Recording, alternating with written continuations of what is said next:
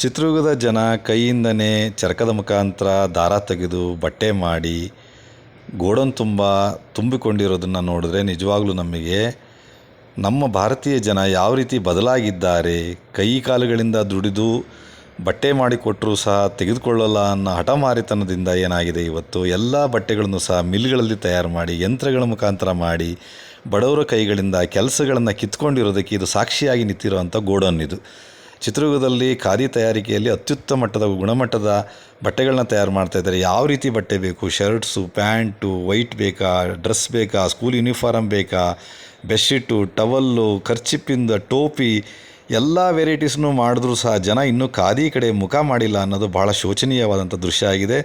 ಗಾಂಧೀಜಿಯವರು ಬ್ರಿಟಿಷ್ ವಿರುದ್ಧ ಹೋರಾಟ ಮಾಡ್ತಾ ವಿದೇಶಿ ಬಟ್ಟೆಗಳನ್ನು ಸುಟ್ಟಾಕಿ ಖಾದಿ ಬಗ್ಗೆ ಪ್ರಚಾರ ಕೊಟ್ಟರೂ ಸಹ ನಾವಿನ್ನೂ ಖಾದಿಯ ಮಹತ್ವವನ್ನು ಅರಿತುಕೊಂಡಿಲ್ಲ. ಈ ಗೋಡನಲ್ಲಿರುವಂಥ ಲಕ್ಷಾಂತರ ರೂಪಾಯಿ ಮಾಲ್ ಇನ್ನೂ ವ್ಯಾಪಾರ ಆಗದಲ್ಲೇ ಹಾಗೆ ಕೂತಿದೆ. ಕೆಲವ್ರಿಗೆ ಇನ್ನೂ ಸಂಬಳ ಕೊಡಲಾರ್ದಂಥ ಪರಿಸ್ಥಿತಿನಲ್ಲಿದೆ. ಹಾಗಾಗಿ ಭಾರತೀಯ ಜನ, ಚಿತ್ರದುರ್ಗದ ಜನ, ನಮ್ಮ ರಾಜ್ಯದ ಜನ ಹೆಚ್ಚು ಖಾದಿಯನ್ನು ಬಳಕೆ ಮಾಡಿ ಸರ್ಕಾರ ಆದೇಶ ಮಾಡಿದ್ರೂ ಸಹ ಜನ ಇನ್ನು ಮನಪರಿವರ್ತನೆಯಿಂದ ಮಾಡ್ಕೊಂಡಿಲ್ಲ. ಒಂದು ಟವಲ್ ತೊಗೊಂಡ್ರೂ ಸಹ ಖಾದಿಯಿಂದ ಬಡವರಿಗೆ ಒಂದು ಅನ್ನ ಸಿಗುತ್ತೆ, ಊಟ ಸಿಗುತ್ತೆ. ಎಲ್ಲ ಬಟ್ಟೆ ಅಂಗಡಿಗಳು ಸಹ ಯಂತ್ರಗಳಿಂದ ತಯಾರಾದಂಥ ಬಟ್ಟೆಗಳನ್ನ ತಂದು ಮಾರಾಟ ಮಾಡ್ತಾ ಇದ್ದಾವೆ ಹೊರತು ಕೈಯಲ್ಲಿ ಮಾಡಿರೋ ಬಟ್ಟೆಗಳಿಗೆ ಪ್ರೋತ್ಸಾಹ ಕೊಡ್ತಾ ಇಲ್ಲ. ಹಾಗಾಗಿ ಎಲ್ಲ ಗೋಡನ್ನು ನಾನು ನಿಮ್ಮ ಎದುರುಗಡೆ ಚಿತ್ರೀಕರಣ ಮಾಡಿ ತೋರಿಸ್ತಾ ಇದ್ದೀನಿ. ಚಿತ್ರದುರ್ಗದಲ್ಲಿ ತಯಾರಾಗಿರೋ ಉತ್ಕೃಷ್ಟವಾದ ಖಾದಿ ಬಟ್ಟೆಯನ್ನು ಎಲ್ಲರೂ ಪ್ರತಿಯೊಬ್ಬರು ಒಂದೊಂದು ಜೊತೆ ತೊಗೊಂಡ್ರೂ ಸಾಕು. ಪೂರ್ತಿ ಯಾವಾಗಲೂ ಖಾದಿ ಹಾಕಂತೇಳಿ ಗಾಂಧೀಜಿಯವರು ಹಠ ಮಾಡ್ತಾಯಿದ್ರು. ಈಗ ಅಟ್ಲೀಸ್ಟ್ ಒಂದು ಡ್ರೆಸ್ ತಗೊಳ್ಳಿ ಅಂತೇಳಿ ನಾನು ರಿಕ್ವೆಸ್ಟ್ ಮಾಡ್ಕೊತಾ ಇದ್ದೀನಿ.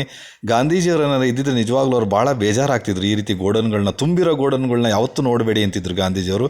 ದಯವಿಟ್ಟು ಎಲ್ಲರೂ ಮನಸ್ಸು ಮಾಡಿ ಖಾದಿ ತೊಗೋಬೇಕು ಅಂತೇಳಿ ವಿನಂತಿಸ್ಕೊಳ್ತಾ ಇದ್ದೀನಿ. ಧನ್ಯವಾದಗಳು.